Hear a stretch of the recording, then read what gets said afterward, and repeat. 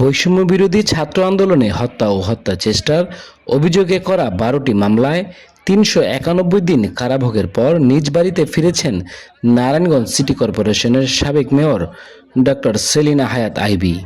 বৃহস্পতিবার ৪ জুন রাতে ১২:৩০টার দিকে নারায়ণগঞ্জ শহরের দেবগের চুনকা কুটিরে প্রবেশ করেন তিনি। এর আগে রাত ১০টা ১০ মিনিটে গাজীপুরের কাশিমপুর কেন্দ্রীয় মহিলা কারাগার থেকে বেরিয়ে আসেন।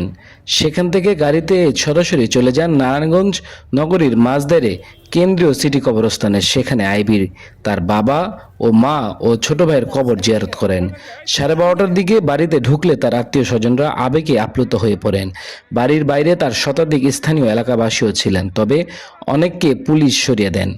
এদিকে আইভীর কারামুক্তিকে ঘিরে নিরাপত্তার স্বার্থে শহরে কয়েকটি পয়েন্টে পুলিশের সতর্ক অবস্থান দেখা গেছে। তার বাড়ির সামনেও বিপুল পরিমাণ পুলিশ সদস্যের অবস্থান ছিল।